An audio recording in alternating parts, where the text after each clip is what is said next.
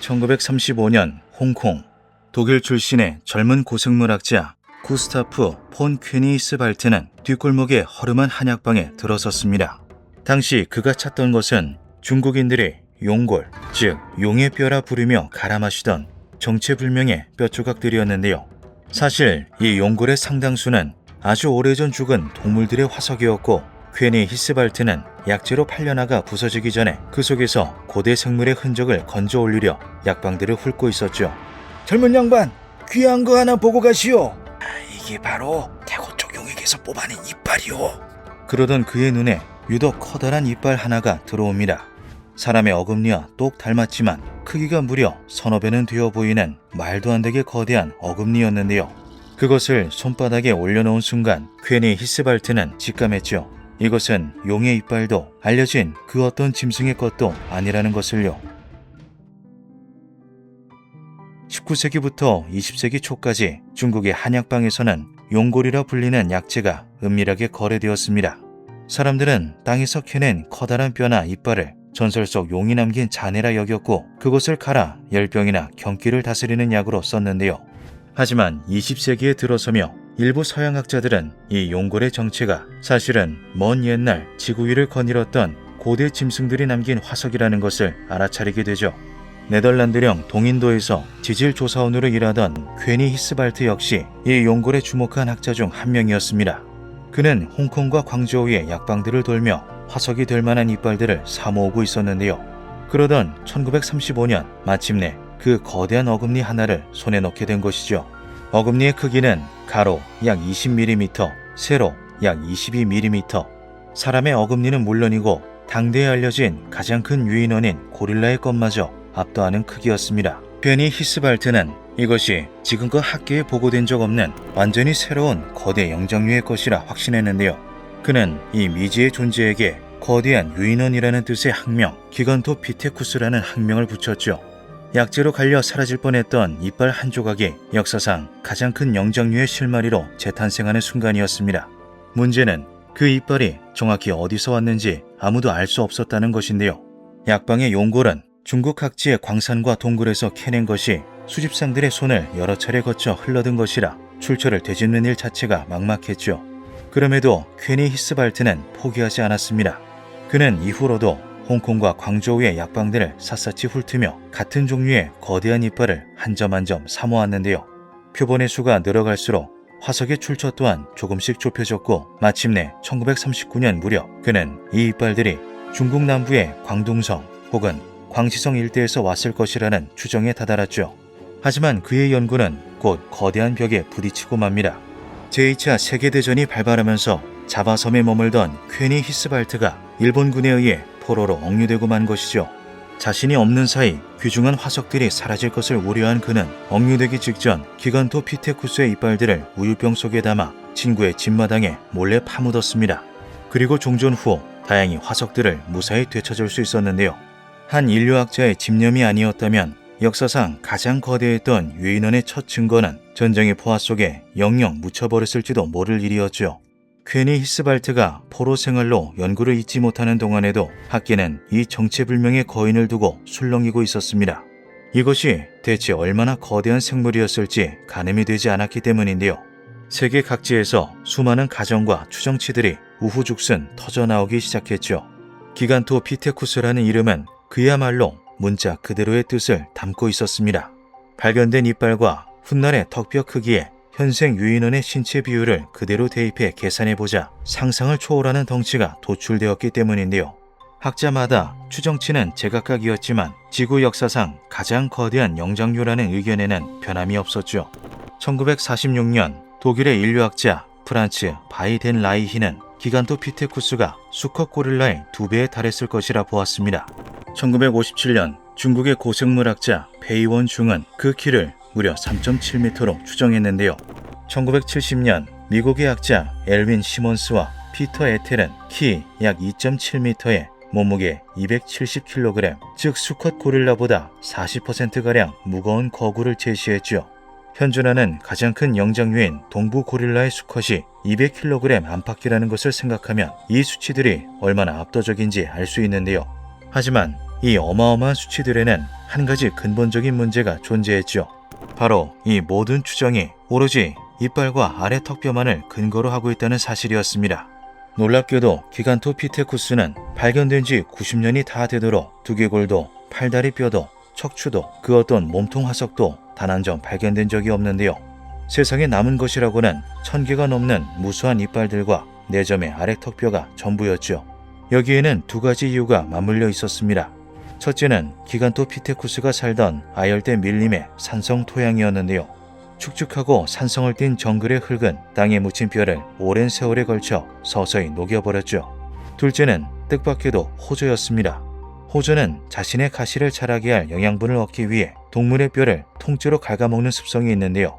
그러다 보니 단단한 범낭질로 뒤덮여 가장 씹기 힘든 부위, 즉 이빨만이 온전히 살아남아 동굴 속에 차곡차곡 쌓이게 된 것이죠.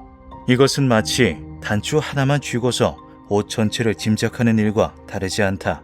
결국 학자들은 몸통뼈 하나 없이 이빨과 턱만으로 거인의 실체를 복원해야 하는 난제에 직면했습니다. 일각에서는 어쩌면 턱과 머리만 유독 거대했던 종이 아니냐는 의문을 제기하기도 했는데요. 몸통뼈가 단 한 점도 나오지 않는 한 그 어떤 반박도 그리고 그 어떤 확신도 완벽할 수는 없었죠. 지구상 가장 거대했던 영장류라 불리는 이 거인은 정작 그 실제 크기조차 아무도 장담하지 못하는 거대한 물음표로 남아있는 셈이었습니다. 그 미스터리에 종지부를 찍으려 나선 인물이 바로 중국의 고생물학자 베이원중이었습니다. 그는 일찍이 1929년 인류 진화사의 보물이라 불리는 베이징 원인의 두개골을 발굴해낸 전설적인 학자였는데요. 1955년 중국과학원의 척추고생물학연구소는 베이원중을 필두로 기간토피테쿠스 화석의 출처를 찾기 위한 조사팀을 꾸리죠. 조사팀은 괜히 히스발트가 그랬듯 먼저 광둥과 광시 일대의 약방들을 뒤지며 용골 더미 속에서 47개의 이빨을 수집했습니다. 그리고 마침내 1956년 광시성 니우수이산의 한 동굴에서 땅에 묻힌 그대로의 기간토피테쿠스 이빨과 어금니를 발굴하는 데 성공하는데요. 약방을 떠돌던 화석이 아닌 원래 자리에서 나온 최초의 화석이었죠. 같은 해 결정적인 발견이 하나 더 이어졌습니다. 광시성 류청현의 한 농부 탄슈화이가 자신의 밭에서 이빨 여러 개와 함께 기간토피테쿠스의 첫 번째 아래 턱뼈를 발견한 것인데요. 이빨 조각만 떠돌던 이 거인에게 비로소 얼굴의 일부가 생긴 순간이었죠. 이후 1957년부터 1963년까지 이어진 발굴에서 연구팀은 2점의 턱뼈와 1000개가 넘는 이빨을 추가로 확보했습니다.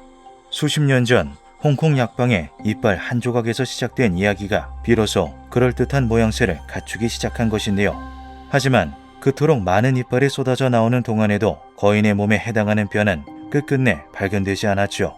기간토피테쿠스의 정체를 둘러싼 학계의 논쟁은 그 크기만큼이나 뜨거웠습니다. 이 거인이 대체 생명의 나무 어디쯤에 자리하는지를 두고 반세기에 걸친 갑론을박이 벌어졌는데요. 신화 속에서나 등장하던 거인의 시대, 이 거대한 이빨은 그것이 허구가 아닌 엄연한 역사였음을 시사한다. 기간토피테쿠스는 옛 인류가 한때 거인으로서 군림했다는 증거이다. 가장 파격적인 주장을 편 이는 앞서 언급한 프란츠 바이덴 라이히였습니다. 그는 1946년 기간토피테쿠스가 다름 아닌 인류의 조상이라고 주장했는데요. 인류가 진화 과정에서 한때 거인의 단계를 거쳤고 기간토피테쿠스에서 자바 원인을 거쳐 현생 인류로 이어졌다는 이른바 거인 조상설이었죠. 남아프리카의 고생물학자 로버트 브룸 역시 이 거인을 인류의 조상격인 오스트랄로피테쿠스와 연결지었습니다. 정작 처음 발견한 퀘니 히스발트는 1952년 기간토피테쿠스가 인류의 친척벌은 맞지만 조상은 아닌 격가지일 것이라 보았는데요. 이 거인이 우리의 조상인가라는 논쟁은 30년 가까이 이어졌죠. 그러나 이후 인류의 기원이 아시아가 아닌 아프리카에 있다는 사실이 정설로 굳어지면서 기간토피테쿠스는 인류의 계보에서 내려오게 됩니다. 현대에 이르러 진행된 다양한 연구를 통해 기간토피테쿠스와 오랑우탄이 약 1200만에서 1000만 년 전 공통 조상에서 갈라져 나왔다는 사실이 확인되었는데요. 기원에 대한 미스터리는 해결되었지만 그럼에도 의문들은 여전히 산재해 있었죠. 기간토피테쿠스의 어금니는 표면이 평평하고 범낭질도 매우 두터웠습니다. 이는 질기고 거친 섬유질 식물을 오랫동안 갈아 으깨 먹는 데 특화된 형태였는데요. 실제로 이빨에 남은 미세한 식물 규산지를 분석한 결과 기간토피테쿠스는 과일과 잎, 뿌리 등을 두루 먹던 초식동물이었음이 밝혀졌죠. 평생을 숲이 내어주는 식물로만 그 거대한 몸을 지탱해야 했던 거인. 그런데 바로 이 먹는 문제가 훗날 기간토피테쿠스의 운명을 가르는 결정적인 열쇠가 되었습니다. 기간토피테쿠스는 약 200만 년 전부터 존속해오다 지금으로부터 약 30만 년 전 지구상에서 호련히 자취를 감추었는데요. 그 원인을 두고 대왕 판다와의 먹이 경쟁에서 밀려났다는 설, 호모 에렉투스를 비롯한 인류의 등장이 원인이라는 설 등 다양한 추측이 오갔죠. 그러던 2024년 중국의 고인류학자 장잉치가 이끄는 연구팀이 이 멸종 미스터리에 가장 유력한 답을 내놓습니다. 바로 기후변화였는데요. 비슷한 시기 인류의 조상들은 이 변화에 유연하게 적응해 살아남았습니다. 하지만 지구상 가장 거대했던 이 유인원은 그 압도적인 덩치가 오히려 가장 무거운 족쇄가 되고 말았습니다. 울창하던 숲이 점차 탁 트인 초원으로 바뀌어감에 따라 기간토피테쿠스가 주식으로 삼던 먹이들이 자연스레 줄어들었던 것이죠. 역사상 가장 거대했던 유인원. 이 신비로운 이력 때문인지 기간토피테쿠스를 둘러싼 흥미로운 소문도 하나 전해집니다. 사실은 멸종하지 않고 지금도 세계 어딘가에 살아있다는 것인데요. 북미의 빅풋, 히말라야의 예티처럼 거대한 유인원 형태로 목격된다는 크립티드들의 정체가 사실은 살아남은 기간토피테쿠스라는 주장이었죠. 실제로 미국의 인류학자 그로버 크란치는 1970년부터 세상을 떠날 때까지 빅풋이 기간토피테쿠스의 후예라 주장하며 연구를 이어가기도 했습니다. 일각에서는 세계 각지에 존재하는 거인 전설들이 기간토피테쿠스를 가리키는 것이라 추측하기도 하는데요. 사람들은 뼈 한 조각 온전히 남기지 못한 채 사라진 이 거인을 두고 좀처럼 상상을 멈추지 못하고 있죠. 홍콩의 한 약방, 용의 뼈로 팔려나갈 뻔했던 이빨 한 조각에서 시작된 이야기. 그로부터 90년이 흐른 지금까지도 우리는 이 거인의 얼굴도 그 진짜 크기도 온전히 알지 못합니다. 확실한 것은 오직 하나, 그것이 지구상 가장 거대했던 영장류라는 사실뿐이죠. 기묘한 밤이었습니다.